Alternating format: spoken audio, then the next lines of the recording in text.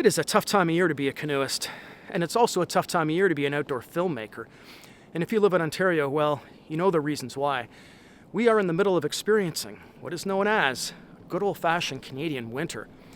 And for us here in Toronto, it began in earnest about 2-3 weeks before Christmas, when temperatures absolutely plummeted and creeks and rivers leading into Lake Ontario all froze up right to the mouth. And since then, there's been no let up, no thaw, nothing at all. And the shorebirds that live down by the lake have really been struggling to find any open water in which to frolic. In past years, there's been warm-ups throughout the winter where it's got above zero for a couple of days and you've been able to get a boat in the water and paddle along the shoreline or make your way partly up one of these creeks or rivers. But this year, that hasn't happened at all, and it doesn't feel like it's going to. It feels like it's going to be a long winter and then spring suddenly. So rather than sit at home and curse the fact that I can't get on the water, I thought I'd instead get out with camera in hand and walk my way up along these creeks and rivers and see if I can't find any wildlife along the way. This is a wildlife corridor where deer and coyote are often seen, so hopefully we'll have some luck. Around -10 degrees today, so I'm going to get that backpack on and start making my way up creek.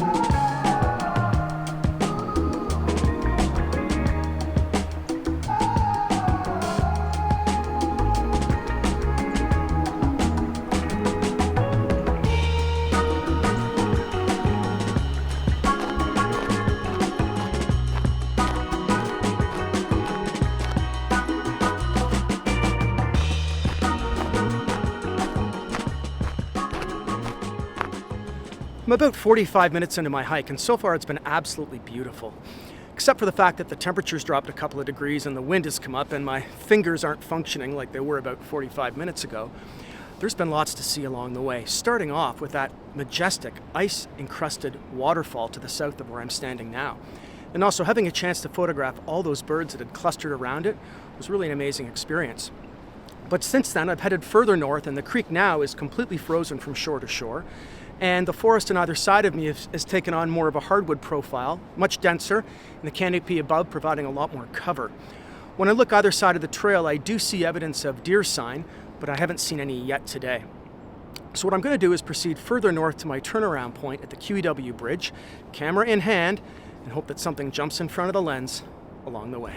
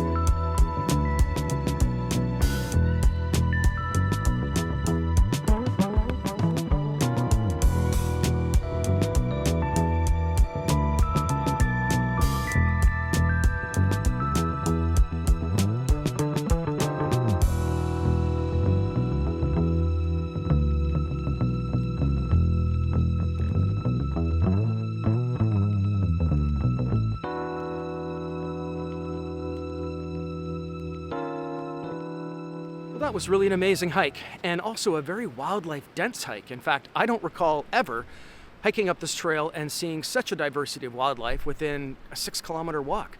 And it started off with seeing those deer off to my right on the trail. And on the way north on this walking trail, I had my gaze fixed mostly to my left because that's where the river runs. And I've seen groups of coyote midday just sprinting up the middle of that frozen river like werewolves. And I was really hoping to catch them because when I see them, they're always moving so fast. But then I saw something out of the corner of my eye, and I just turned to the right on the trail, and there were 4 deer just browsing away in the woods over there. So I spent about 30-40 minutes with them, filming them, and then proceeded further north along the trail, and I spotted that red-tailed hawk. And I've seen that hawk before along with its companion in the same tree, and I think on the same branch. But today I had my camera with me and spent some time with the hawk and hopefully got some decent footage of that guy. Such beautiful colors. And then further north still, I'm filming a cardinal or a budgie or something in a tree, and I look out of the corner of my eye and there's a coyote walking right towards me on the trail. So I spun around and got focused and hit the shot and hopefully caught a few seconds of footage there. We'll see if it makes it into the final cut. And then on my way back, I saw this massive beaver by almost the only stretch of open water I've seen, just munching away on lunch and having a day of it. Didn't seem to be too concerned about me and allowed me to get some decent shots of him as well. So all in all, just a magnificent day on the trail. About 6 kilometers in all. It's at least -10, -12 now, and I'm frozen to the bone. So if my frozen fingers will let me turn my camera off, I'll do just that and make my way home. Thanks so much for coming along on this short little wildlife hike, and I hope the next time I see you, it's from the seat of my canoe.